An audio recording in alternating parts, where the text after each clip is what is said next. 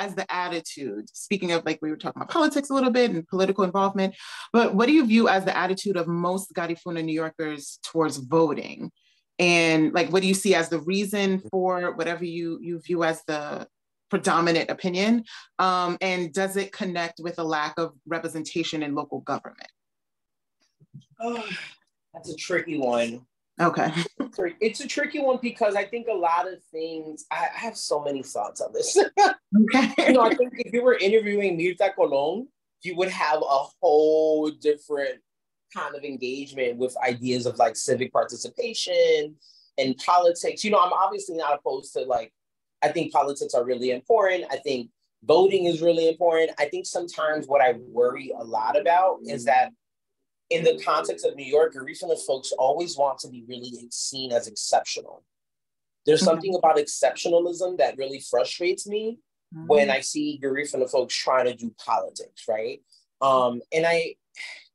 It's frustrating because it's kind of one of those things where it's like, so are you doing this because you deeply believe that Garifuna culture is this thing that has stayed intact and hasn't been acculturated, assimilated, distinct? Or are you doing this because you deeply believe in the democratic promise of inclusion? And most of the time, I don't see that, right? Most of the time I see people wanting, you know, when I see Garifuna folks involved in New York City politics, I see them doing what a lot of immigrant communities do, right? Deeply believe in the promise of the American dream, right? Find a way to fold themselves into that project, into that promise. And I just think, I don't know. That's the frustrating part for me. I think sometimes I'm like, okay, what are we doing this for? What is Garifuna Settlement Day doing in City Hall? Like, this is supposed to be a moment of ancestral remembrance and ancestral reenactment, right? Who are you reenacting for, right? And I think for me, the answers are the answers, not the ancestors. The answers are a bit more frustrating than not, because I'm just like, what's the point, right? And what is the point? And I think part of it is, I think folks still have this illusion of American democracy, right? And I think folks have an illusion of what the American dream looks like, right? And in order to be part of the American dream, do you need to have a green card? Do you need to be voting? Do you need to be in City Hall? Like, what is that different engagement? So yeah, like I said, I think Mirta Colón would have a different response. I'm a bit more, I wouldn't say more critical or more radical. I would just say, I just don't buy it. I just don't buy the funk. And I haven't bought the funk for a really long time, right? But I'm from here, right? Yeah. James Baldwin raised me. Audre Lorde raised me. Like, yeah, I'm going to have a deep critique of American democracy. And whether you have a green card or not, like, what is the project of Garifuna folks' civic engagement? What is the point of Garifuna folks checking other writing in Garifuna? Do you want a census box that says Garifuna? And if you do want a census box that says Garifuna, for what? Why? Are you doing it for the federal resources that comes along with that box? Are you doing it for the recognition of Garifuna people here? Like, what's the stake behind the politics? So you feel a lot of it is perhaps just performative?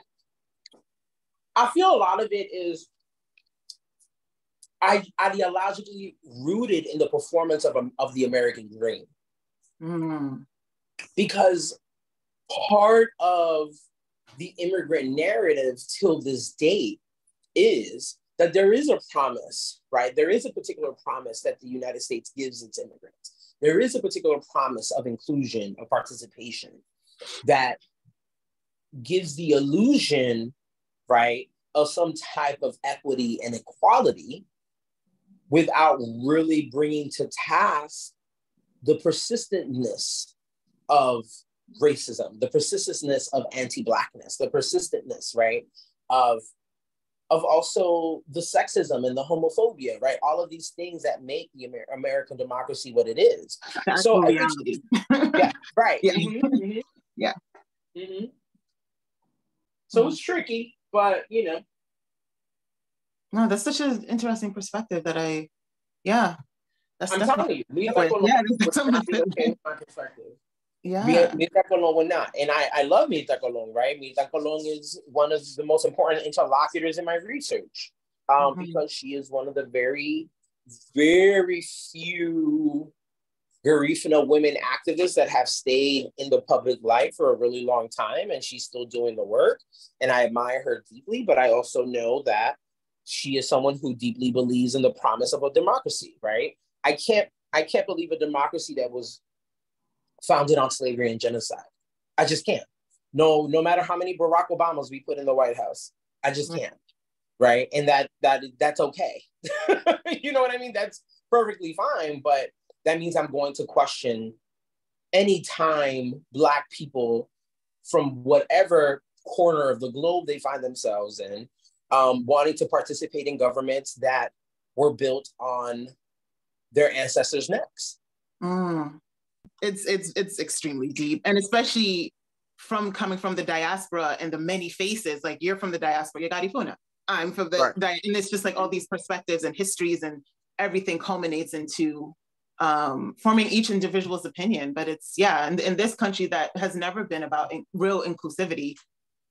What is the expectation? I totally get that perspective. It makes